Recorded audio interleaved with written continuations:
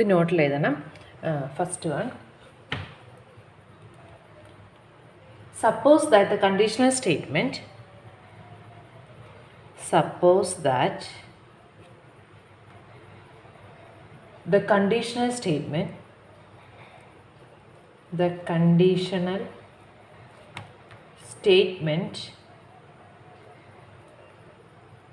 if it snows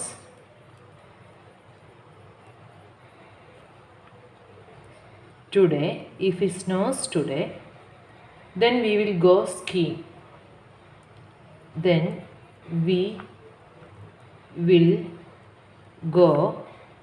skiing. And its hypothesis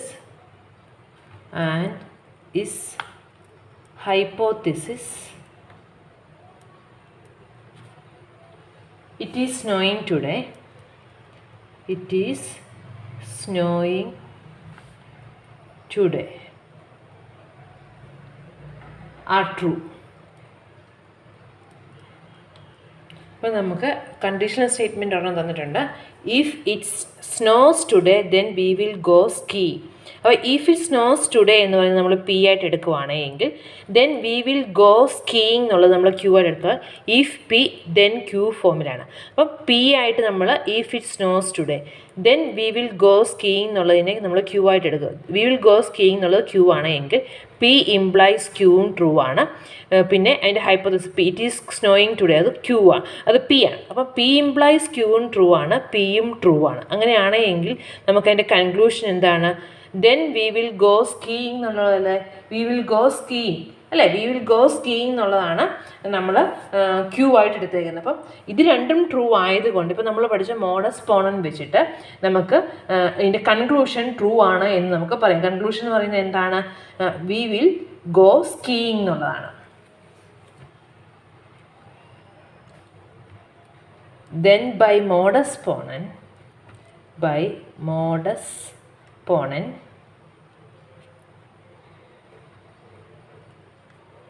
it follows that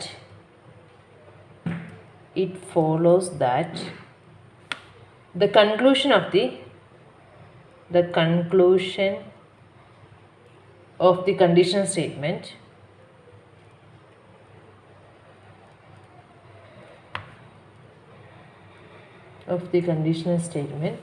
we will go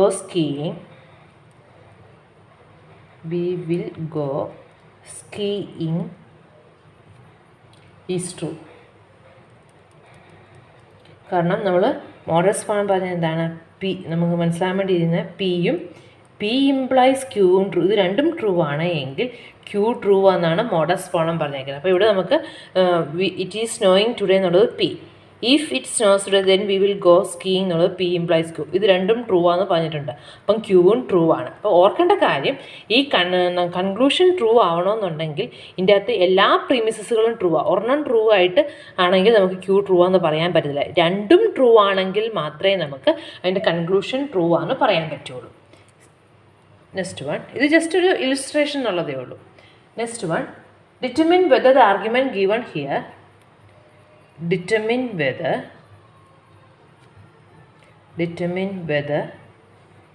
the argument given here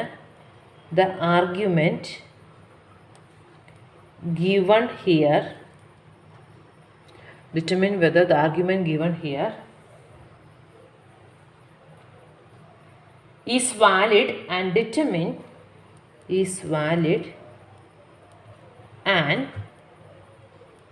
determine whether his conclusion must be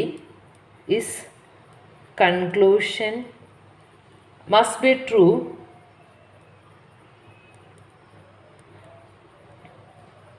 because of the validity of the argument.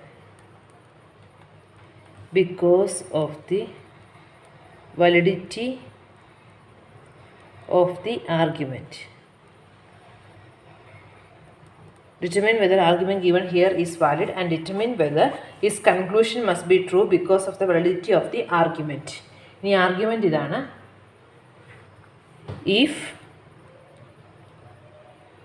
root 2 greater than 3/2, then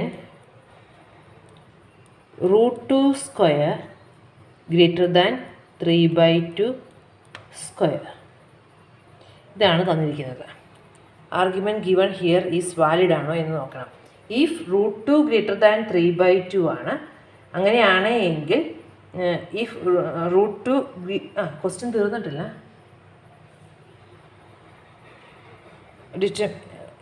Validity of the argument എന്ന് പറഞ്ഞാൽ √2 greater than 3/2, then √2 square greater than 3/2 square. അതിൻ്റെ ബാക്കിയായിട്ട് we know that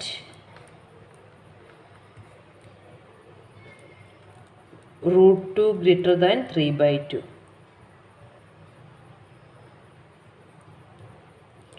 Consequently,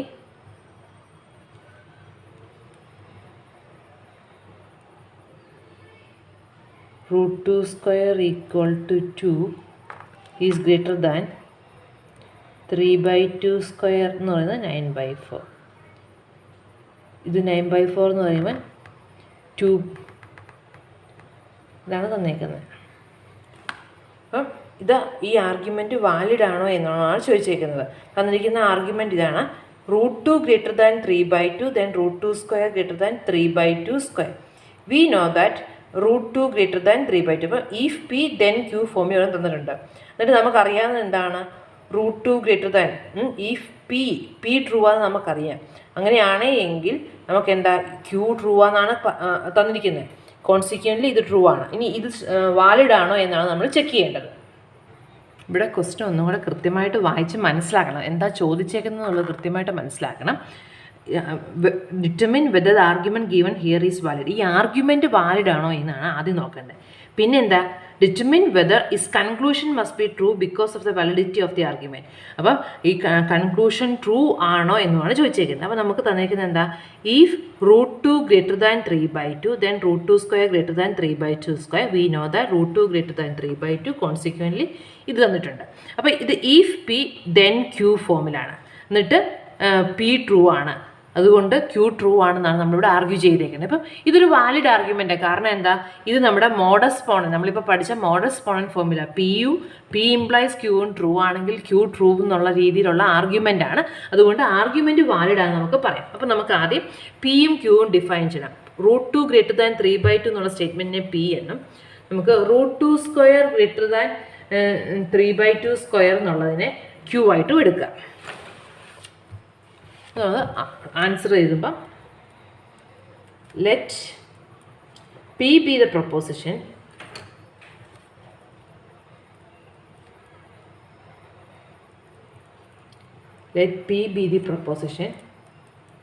√2 greater than 3/2 and Q be the proposition √2 square greater than 3/2 square എന്നുള്ള √2 square എന്ന് പറയുന്നത് 2 greater than 3/2 square എന്ന് പറയുമ്പോൾ 9/4.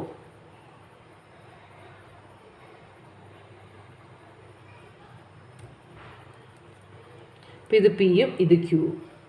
അപ്പം ഇവിടെ നമ്മൾ നോക്കുവാണെങ്കിൽ if P then Q, we know that P. അപ്പോൾ we know that P എന്ന് പറയുമ്പോൾ P ട്രൂ എന്നുള്ളതാണ്. അപ്പോൾ ഇത് നമ്മൾ P ഇംപ്ലൈസ് Qവും ഇവിടെ P ആണ് എടുത്തേക്കുന്നത്. കോൺസിക്വൻ്റ്ലി Q ട്രൂ ആണെന്നാണ് നമ്മൾ പറഞ്ഞേക്കുന്നത്. അപ്പോൾ ആ ഒരു ആർഗ്യുമെൻറ്റ് ഫോമിൽ നമ്മൾ പറയുവാണെങ്കിൽ if P then Q എന്ന് പറയുമ്പോൾ P ഇംപ്ലൈസ് Q, ഇവിടെ P therefore Q എന്നാണ് ഇവിടെ തന്നേക്കുന്നത്. അപ്പോൾ ഇതെന്താ മോഡസ് പോണൻ ഫോമിലാണ്. അപ്പോൾ അതൊരു വാലിഡ് ആർഗ്യുമെൻ്റ് ആണെന്ന് നമുക്ക് പറയാൻ പറ്റും. The premises of the argument are, premises എന്ന് പറയുമ്പം ആദ്യത്തെ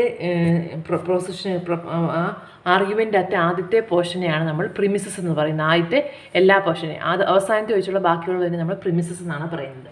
the premises of the argument R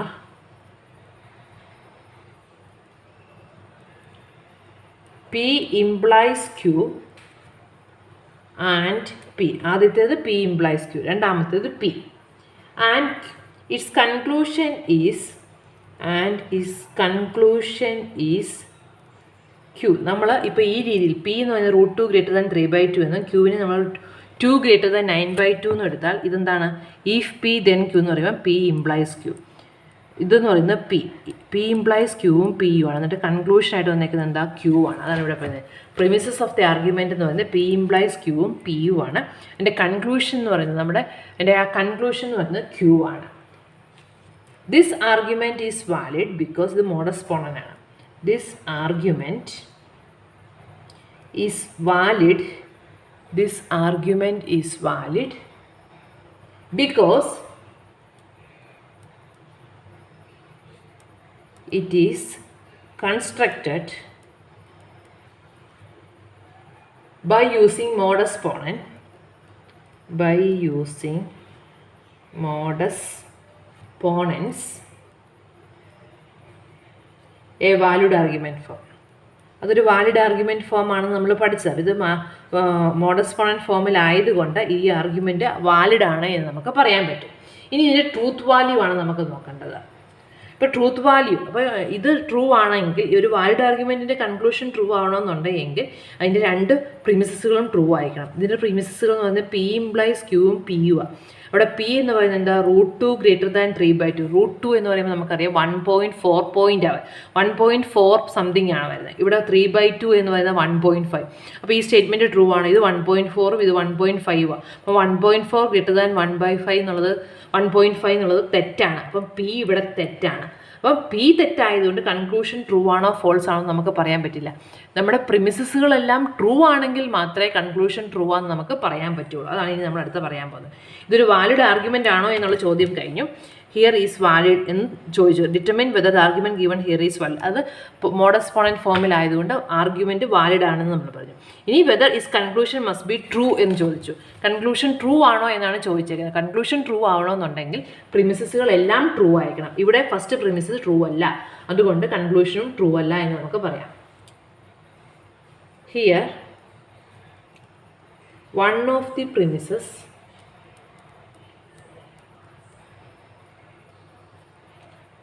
P എന്നുള്ളതാണ്. √2 > 3/2 ഈസ് ഫോൾസ്. കാരണം ഇത് 1.4 ഇത് 1.5 ആണ്. അപ്പോൾ ഇതാണ് ചെറുത്. അപ്പോൾ ഗ്രേറ്റർ ഇടാൻ പറ്റത്തില്ല. കോൺസിക്വൻ്റ്ലി അപ്പോൾ ഒരു പ്രിമിസ് തെറ്റാണെങ്കിൽ നമുക്ക് കൺക്ലൂഷൻ ട്രൂ ആണെന്നോ ഫോൾസ് ആണോ എന്ന് പറയാൻ പറ്റിയില്ല. Consequently we cannot conclude that the conclusion is true. We cannot conclude that the conclusion is true. Further, note that ഈ കൺക്ലൂഷൻ തെറ്റില്ല. അത് കാണുമ്പോൾ നമുക്ക് മനസ്സിലാവുമല്ലോ. 2 എന്ന് പറയുന്നത് ഇത് 2, ഇത് 9/4. 9/4 എന്ന് പറയുമ്പോൾ 2.125 അല്ലേ? അപ്പോൾ ഇതല്ലേ വലുത്. അപ്പോൾ ഇവിടെ ഈ സ്റ്റേറ്റ്മെൻറ്റും തെറ്റാണ്. Note that the conclusion of this argument is false. This argument is false because 2 is less than 9/4. 9/4 എന്ന് പറയുന്നത് 2.125 ആണ്. അപ്പോൾ 2 ആണ് ചെറുത്. അപ്പോൾ നമ്മുടെ ഈ ആദ്യത്തെ നമ്മളെടുത്ത പി എന്നുള്ള ആർഗ്യുമെൻറ്റ് തെറ്റായിരുന്നു. ആ പി എന്നുള്ള പ്രിമിസ് ഫോൾസ് ആയിരുന്നു. അതുകൊണ്ട് കൺക്ലൂഷൻ ട്രൂ ആണെന്ന് നമുക്ക് പറയാൻ പറ്റില്ല. ഇതൊരു വാലിഡ് ആർഗ്യുമെൻ്റ് ആണോ എന്ന് ചോദിച്ചപ്പോൾ വാലിഡാണ്. കാരണം ഇതൊരു മോഡസ് പോണൻ ഫോമിലായതുകൊണ്ട് വാലിഡാണ്. പക്ഷേ പി എന്ന് പറയുന്നത് ഫോൾസ് ആയതുകൊണ്ട് പി ഇംപ്ലൈസ് ക്യൂ ട്രൂ ആണെങ്കിലും ഫോൾസ് ആണെങ്കിലും ആ ഒരു പ്രിമിസ് തെറ്റായതുകൊണ്ട് കൺക്ലൂഷൻ ട്രൂ ആണെന്ന് നമുക്ക് പറയാൻ പറ്റത്തില്ല.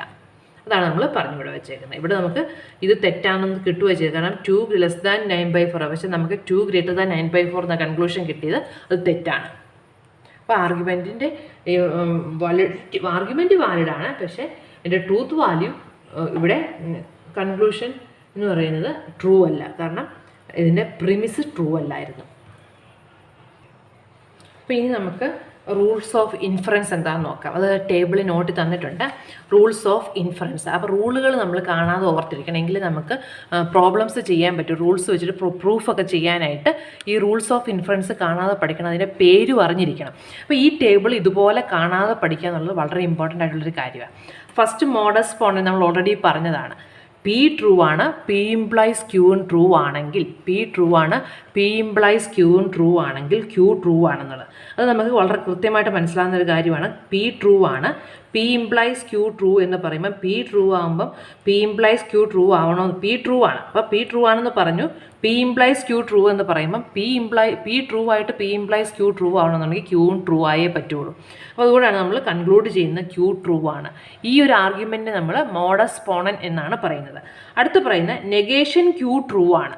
നെഗേഷൻ ക്യൂ ട്രൂ ആണ്, പി ഇംപ്ലൈസ് ക്യൂവും ട്രൂ ആണ്. അപ്പം നെഗേഷൻ ക്യൂ ട്രൂ ആണ്, പി ഇംപ്ലൈസ് ക്യൂ ട്രൂ ആണ്. അപ്പോൾ നെഗേഷൻ ക്യൂ ട്രൂ എന്ന് പറയുമ്പോൾ നിങ്ങളത് മനസ്സിലാക്കി എടുക്കുക എന്നുള്ളതേ ഉള്ളൂ. നെഗേഷൻ ക്യൂ ട്രൂ എന്ന് പറയുമ്പം ക്യൂ ഫോൾസ് എന്നല്ലേ. അപ്പോൾ ക്യൂ ഫോൾസ് ആയിട്ട് പി ഇംപ്ലൈസ് ക്യൂ ട്രൂ ആവണമെന്നുള്ളത്, അതായത് ഈ ക്യൂ ഫോൾസ് ആണ്. അപ്പോൾ പി ഇംപ്ലൈസ് ക്യൂ ട്രൂ ആണ്. പി ഇംപ്ലൈസ് ക്യൂ ട്രൂ എന്ന് പറയുമ്പം പി ഫോൾസ് ആയല്ലേ പറ്റുള്ളൂ. കാരണം നെഗേഷൻ ക്യൂ ട്രൂ ആണ്. നെഗേഷൻ ക്യൂ ട്രൂ എന്ന് പറയുമ്പം ക്യൂ ഫോൾസ് ആണ്.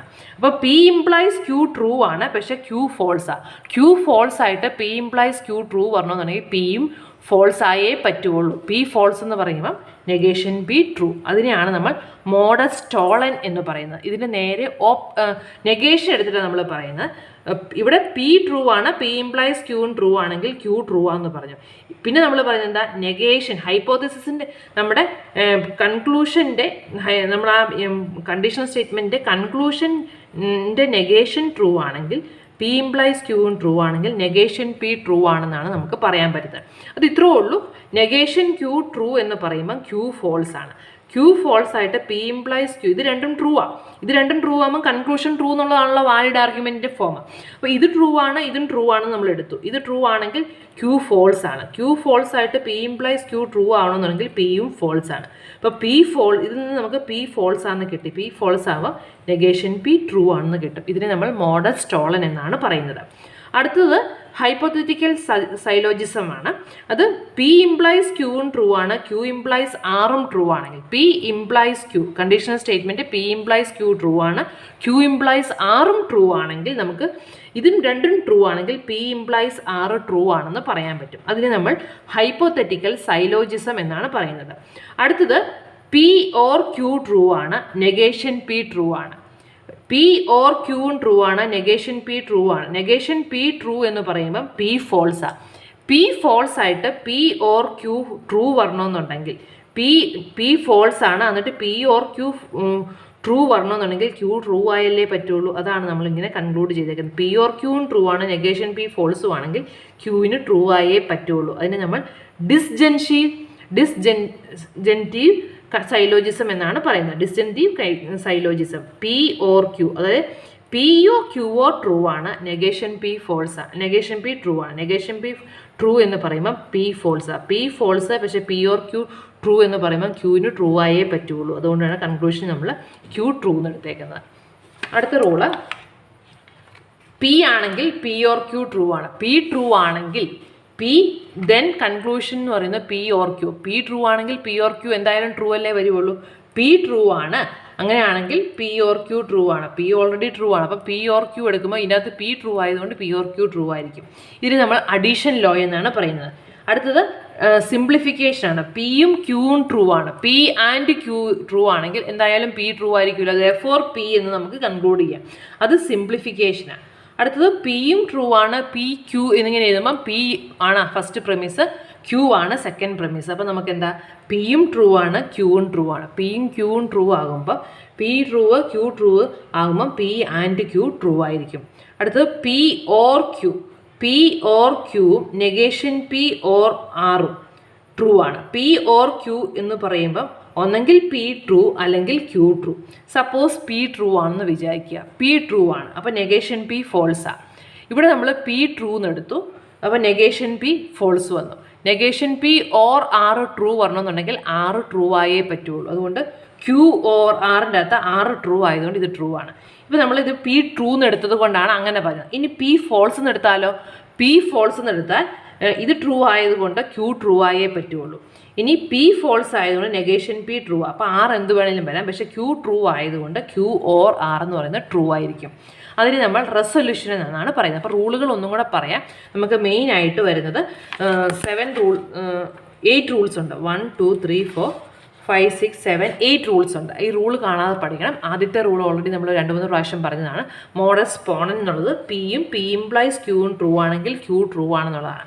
രണ്ടാമത്തെ മോഡസ് സ്റ്റോളൻ ആണ്. ഇതിന് പകരം നെഗേഷൻ ആണ് എടുക്കുന്നത്. നെഗേഷൻ ക്യൂ ട്രൂ ആണ്. പി ഇംപ്ലൈസ് ക്യൂവും ട്രൂ ആണെങ്കിൽ നെഗേഷൻ പി ട്രൂ ആണെന്നുള്ളതാണ് അവിടുത്തെ കൺക്ലൂഷൻ. അത് modus tollens. Negation Q true ആണ്. പി ഇംപ്ലൈസ് ക്യൂവും ട്രൂ ആണെങ്കിൽ നെഗേഷൻ പി ട്രൂ ആണ്. അടുത്തത് പി ഇംപ്ലൈസ് ക്യൂവും ട്രൂ ആണ്. ക്യൂ ഇംപ്ലൈസ് ആറും ട്രൂ ആണെങ്കിൽ പി ഇംപ്ലൈസ് ആറ് ട്രൂ ആയിരിക്കും. അടുത്തത് പി ഓർ ക്യൂവും നെഗേഷൻ പിയും ട്രൂ ആണ്. പി ഓർ ക്യൂ ട്രൂ ആണ്. നെഗേഷൻ പിയും ട്രൂ ആണ്. നെഗേഷൻ പി ട്രൂ ആണെന്ന് പറയുമ്പോൾ പി ഫോൾസ് ആണ്. പി ഫോൾസ് ആയിട്ട് പി ഓർ ക്യൂ ട്രൂ വരണമെന്നുണ്ടെങ്കിൽ ക്യൂ ട്രൂ വന്നേ പറ്റുള്ളൂ. അപ്പോൾ നമുക്ക് ക്യൂ ട്രൂ ആണെന്ന് പറയാം. ഇതിനെ ഡിസ്റ്റൻസി സൈലോജിസം എന്നാണ് പറയുന്നത്. അടുത്ത റൂള് പി മാത്രമേ ഉള്ളൂ, ഒറ്റ പ്രിമിസേ ഉള്ളൂ പി ട്രൂ ആണ്. അപ്പോൾ P or Q true. P true ആയതുകൊണ്ട് പി ഓർ ക്യൂ എന്തായാലും ട്രൂ ആയിരിക്കും. അതിന് നമ്മൾ അഡീഷനാണ്. അടുത്തത് സിംപ്ലിഫിക്കേഷൻ ആണ്. പിയും ക്യൂവും ട്രൂ ആണ്. അപ്പോൾ എന്തായാലും പി ട്രൂ ആയിരിക്കുമല്ലോ. അതിനെ സിംപ്ലിഫിക്കേഷൻ എന്ന് പറയും. അടുത്തത് പിയും ട്രൂ ആണ്, ക്യൂവും ട്രൂ. അപ്പോൾ അതിൻ്റെ ഇൻ്റർസെക്ഷനും ട്രൂ ആയിരിക്കുമല്ലോ. അത് കൺജങ്ഷൻ എന്ന് പറയും. പിന്നെയുള്ളത് P or Q negation P or ആറും ആണ്. അപ്പോൾ ഇത് ട്രൂ ആണ് എങ്കിൽ ഇതും ട്രൂ ആണെങ്കിൽ ഇത് ട്രൂ ആയിരിക്കും. അപ്പോൾ നമ്മൾ പി ട്രൂ എന്ന് എടുത്താൽ നമുക്ക് നെഗേഷൻ പി ഫോൾസ് ആണ്. നെഗേഷൻ പി ഫോൾസ് ആയിട്ട് ഇത് ട്രൂ ആവണമെന്നുണ്ടെങ്കിൽ ആറ് ട്രൂ ആയേ പറ്റുള്ളൂ. അപ്പം നമ്മൾ പി ട്രൂ എന്ന് എടുത്താൽ ആറ് ട്രൂ ആണ്. അപ്പം ഇത് ട്രൂ കിട്ടും. ഇനി പി നമ്മൾ ഫോൾസ് എന്ന് എടുത്താൽ നെഗേഷൻ പി ട്രൂ ആയിരിക്കും. നെഗേഷൻ പി നമ്മൾ ഫോൾസ് എന്ന് എടുത്താൽ നെഗേഷൻ പി ട്രൂ ആയിരിക്കും. അപ്പോൾ ഇത് പി ഫോൾസ് ആയതുകൊണ്ട് ക്യൂ ട്രൂവേ വരുള്ളൂ. അപ്പം ക്യൂ ട്രൂ ആയതുകൊണ്ട് ഇത് ട്രൂ വരും. ഇതാണ് മെയിനായിട്ട് വരുന്ന 8 ആർഗ്യുമെൻറ്റ് റൂൾസ് ഓഫ് ഇൻഫറൻസ് എന്ന് പറയുന്നത്. അടുത്ത പ്രോബ്ലം ഏത് റൂളാണ് യൂസ് ചെയ്യുന്നത് കണ്ടുപിടിക്കാനാണ്. അപ്പോൾ ക്വസ്റ്റ്യൻ എഴുതിക്കാം. State which rule of inference is the basis of the following argument. Is the basis of the following argument.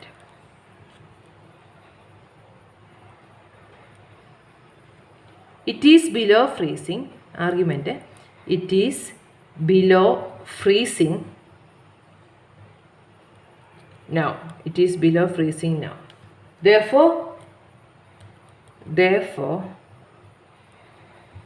it is either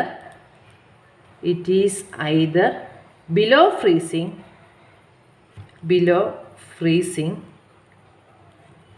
or raining now. ഇതാണ് തന്നേക്കുന്നത്. അപ്പോൾ ഇത് ഒരു ഏത് റൂളാണ് നമ്മൾ യൂസ് ഇതിനകത്ത് ഏത് റൂളാണ് യൂസ് ചെയ്തേക്കുന്നതാണ് ചോദിച്ചേക്കുന്നത്. അപ്പം നമ്മൾ ഇറ്റ് ഈസ് ബിലോ ഫ്രീസിങ് എന്നുള്ളതിനെ പി ആയിട്ടും ഇറ്റ് ഈസ് റെയിനിങ് നൗ എന്നുള്ളതിനെ ക്യൂ ആയിട്ടും എടുക്കുവാണെങ്കിൽ ഇതിനെ നമുക്ക് എങ്ങനെ എടുക്കാം? ആൻസർ എഴുതുമ്പോൾ ആദ്യം നമ്മൾ പിയിലും ക്യൂവിലും എഴുതിയാൽ ഈ സ്റ്റേറ്റ്മെൻറ്റ് എന്താണെന്ന് മനസ്സിലാവുള്ളൂ. Let P B the proposition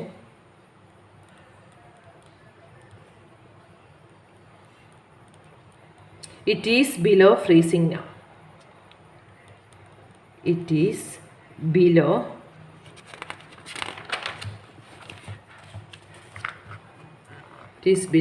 freezing now. പിന്നെ എന്തായിരുന്നു ഉണ്ടായിരുന്നത്?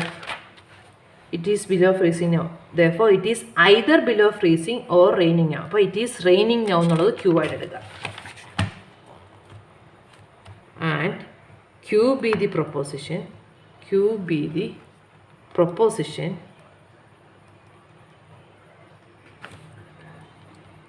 It is below. It is raining now.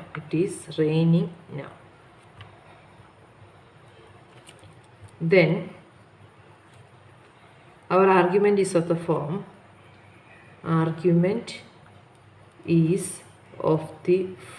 നമ്മൾ സെൻറ്റൻസ് ആയിട്ട് കിടക്കുന്നതിന് ഒരു ആർഗ്യുമെൻറ്റ് ഫോമിൽ എഴുതുവാണ്.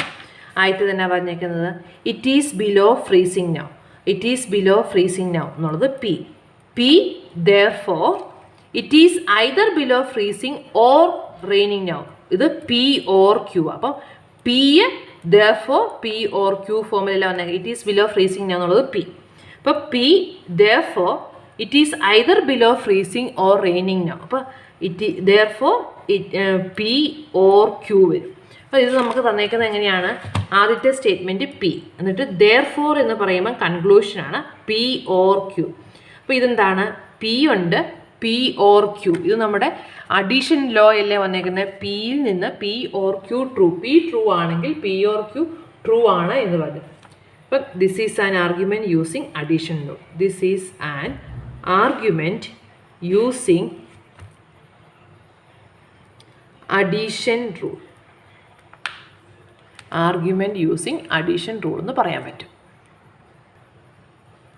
Next one, state which rule of inference, state which rule of inference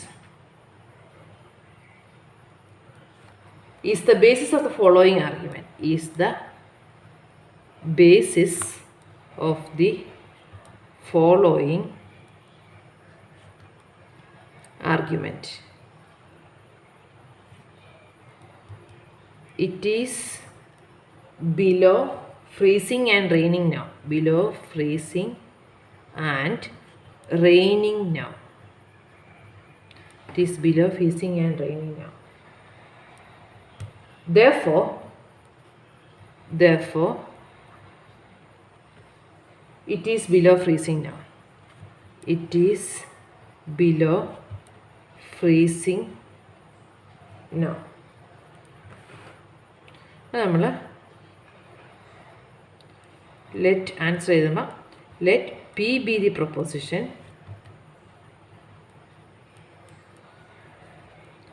it is below freezing now.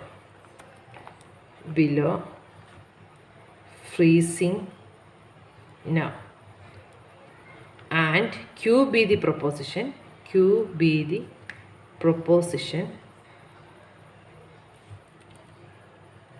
It is raining now. ഇതാണ് നമുക്ക് തന്നിരിക്കുന്നത്. അപ്പോൾ നമുക്ക് the given argument is of the form, the given argument is of the form,